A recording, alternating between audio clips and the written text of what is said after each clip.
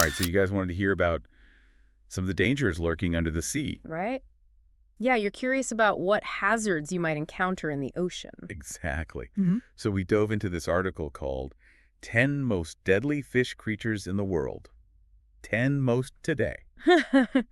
We figured we could pull out the most important stuff about these creatures. Yeah. So we can all be a little bit more informed Yeah, a little bit more knowledgeable about what's going on down there. about what to look out for, maybe. Exactly, give you some surprising facts. Yeah, without totally overwhelming you with information. Right.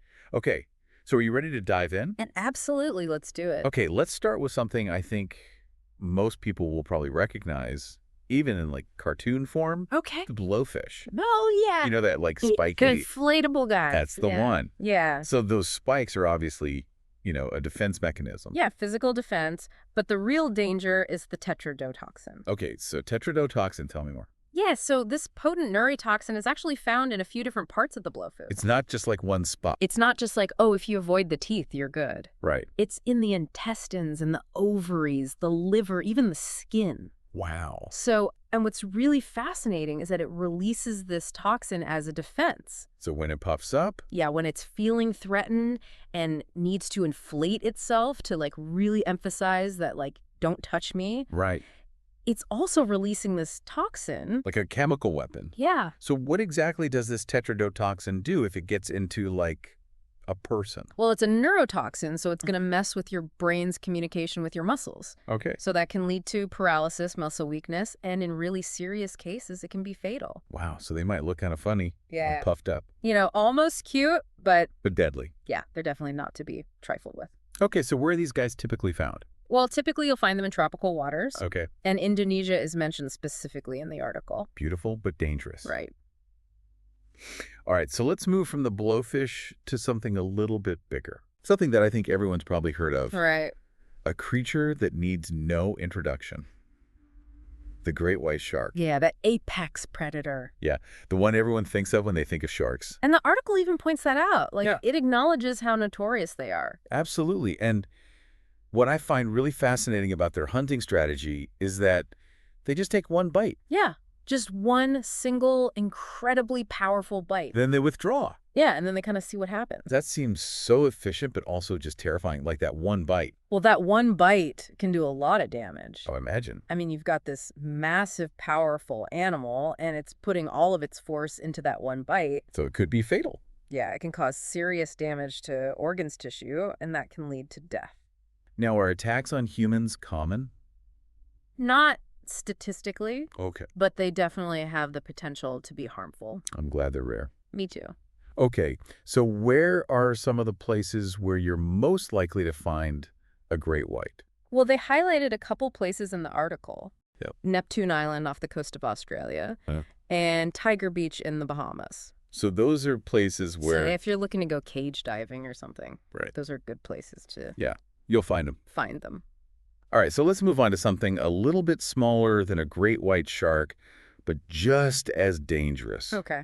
Maybe even more so, the box jellyfish. Yeah. This is supposed to be one of the most venomous creatures in the entire ocean. Yeah, that's what they say, one of the most lethal and venomous. And what's really alarming is just how quickly its venom takes effect. Right, they're talking about minutes. The minutes. Yeah, like just a few minutes after a sting, you could die. Oh my goodness. And even if you survive, the article points out that the scars from those stings can be permanent. So what is this venom doing that makes it so deadly so fast? Well, it's mainly targeting your cardiovascular system. Okay. So your heart and blood vessels. Okay. And it leads to a really rapid weakening of your heart rate. Okay. And on top of that, the stings themselves are excruciatingly painful.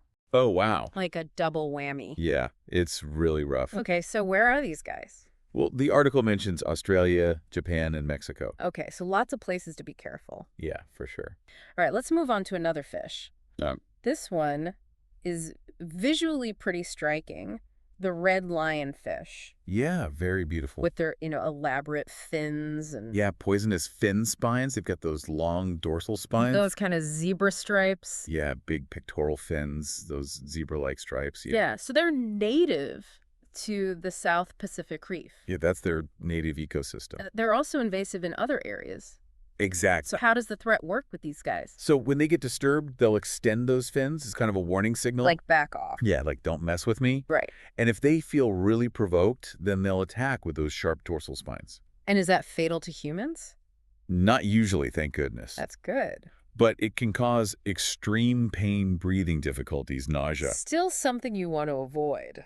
Oh, yeah, for sure. And so they can be found in the Caribbean as well. Yeah, and they actually specifically say you can enjoy the spectacular views of them in the Caribbean. I would imagine from a safe distance. Yeah, I think that goes without saying. Yeah. Admire with your eyes, not with your hands. Exactly.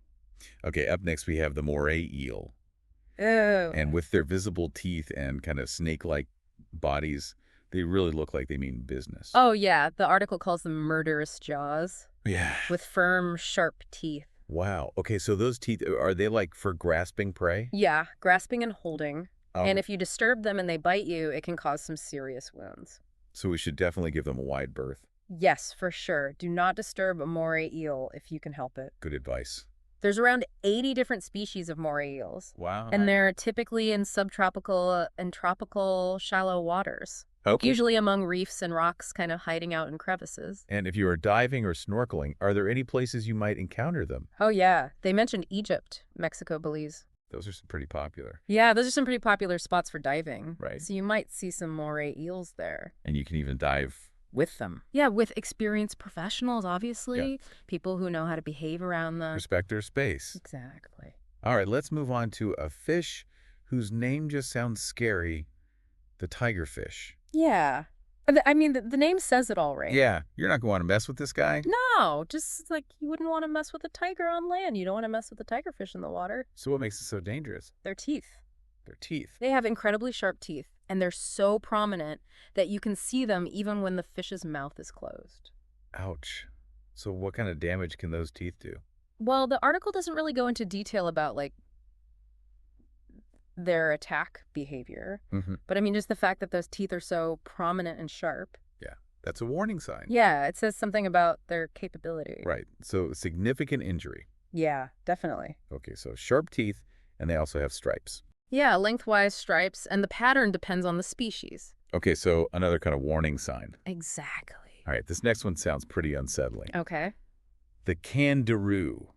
The vampire fish. Yeah, that's a pretty creepy nickname. It is. So where do these guys live? Well, they live in a pretty unique habitat, the Amazon River. The lungs of the earth. Exactly. Okay, so the Amazon River, they're called vampire fish. Yeah, because they feed on blood. A blood-feeding fish. Yeah. Okay, that's already kind of creepy, but it gets worse, right? Yeah, so there are these stories, these anecdotes about them attacking humans. Okay. Well, allegedly, they can enter the body through the urethra. Oh, my goodness. And then cause bleeding, pain, inflammation. Oh, no. And in very rare cases, even death. So are these attacks like a common thing, or is it more like folklore? I think the article presents them more as like alleged attacks anecdotes. Oh, okay. So maybe take them with a grain of salt. Right. I mean, it's definitely unsettling to think about. Yeah. But how often it actually happens is debated. But yeah, these fish are found in Bolivia, Peru, Ecuador, and of course the Amazon River basin. Okay.